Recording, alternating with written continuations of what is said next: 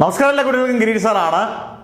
+1 പ്രത്യേകിച്ച് +2 ഏറ്റവും കൂടുതൽ ഡെറിവേഷൻസും ഇക്വേഷൻസും പഠിക്കാനുള്ള വേറെ ഒരു വിഷയമല്ല, ഫിസിക്സ് തന്നെയാണ്. ഏറ്റവും കൂടുതൽ ഡെറിവേഷൻസും ഇക്വേഷൻസും പഠിക്കാനുള്ളത്. ഈ ഡെറിവേഷൻസ് പഠിക്കുന്ന ഒരുപാട് പേര് എനിക്ക് മെസ്സേജാണ്, നമുക്ക് വായിക്കാൻ പോലും സമയമില്ലാത്ത രീതിയിലുള്ള ഇഷ്ടം പോലെ മെസ്സേജാണ്. ഡെറിവേഷൻസ് മറന്നു പോകുന്നു എന്ന് പറയുന്ന മെസ്സേജാണ്. ഓട്ടോമാറ്റിക്കായിട്ട് എന്ന് ഡെറിവേഷൻസ് ഫിസിക്സിൽ പഠിക്കാനുണ്ടോ അന്ന് മുതലെല്ലാം ഈ ചോദ്യം എല്ലാവരും ചോദിക്കുന്നതിനാണ്. കാരണം എല്ലാവരും ഡെറിവേഷൻസ് മറന്നു പോകും ഓട്ടോമാറ്റിക്കായിട്ട്. കാരണം ഡെറിവേഷൻസ് ഒരിക്കലും നമ്മൾ വായിച്ച് പഠിച്ചിട്ട് നമ്മൾ പോയി പരീക്ഷ എഴുതുമ്പോൾ നമ്മൾ എന്താ വന്നാലും മറന്നു പോകും. നല്ല ശതമാനം ഡെറിവേഷൻസ് പരീക്ഷയ്ക്ക് ഉപയോഗിക്കുന്നതെങ്കിൽ മറന്നുപോയാൽ നമുക്ക് മുഴുവൻ മാർക്കും പോകും. ഒറ്റ കാര്യം നല്ല വൃത്തിയായിട്ട് നിങ്ങൾ ചെയ്താൽ ഈ ഡെറിവേഷൻസ് പക്കാ ഓർത്തിരിക്കും, മറക്കത്തില്ല. എന്തായാലും പരീക്ഷ കഴിയുന്നവരെ മറക്കത്തില്ല. ആ ഒറ്റ കാര്യം എന്ന് പറയുന്നത്, നിങ്ങളൊരു ഡെറിവേഷൻ പഠിക്കുക. ഇപ്പം ഗോസസ് തിയറം, അതിൻ്റെ ഡെറിവേഷൻ പഠിക്കുന്നു. നിങ്ങളത് വൃത്തിയായിട്ട് എഴുതി പഠിക്കുക. വൃത്തിയായിട്ട് എഴുതി പഠിക്കുക എന്ന് പറഞ്ഞു കഴിഞ്ഞാൽ നിങ്ങൾക്ക് മനസ്സിലാകുന്നവരെ അല്ലെങ്കിൽ നിങ്ങൾ പഠിക്കുന്നത് വരെ എഴുതി പഠിക്കുക.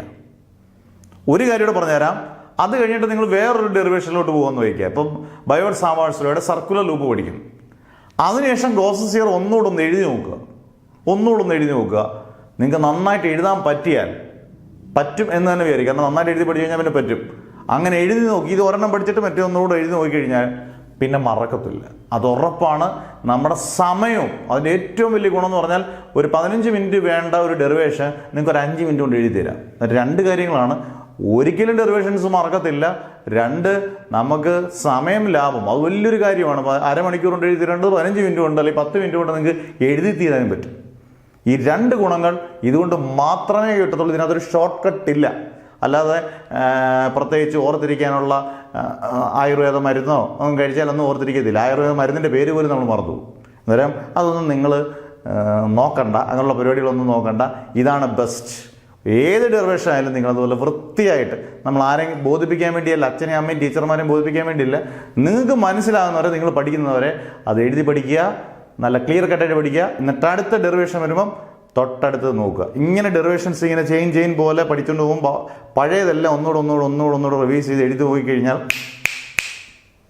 ഇതാണ് ചരിത്രം പറഞ്ഞേക്കുന്ന മറക്കാത്ത മാർഗം, നമ്മുടെ മെമ്മറി കൂട്ടാനുള്ള ഏക മാർഗം. ഇത് കൃത്യമായിട്ട് നിങ്ങൾ ചെയ്താൽ സൂപ്പറാണ്.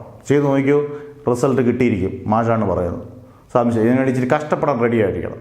കഷ്ടപ്പെട്ടാലേ ഇഷ്ടമുള്ള നമുക്ക് നേടാൻ പറ്റും, അല്ലേ? നല്ല മാർക്ക് കിട്ടട്ടെ എന്ന് പ്രാർത്ഥിക്കുന്നു. Never ever give up.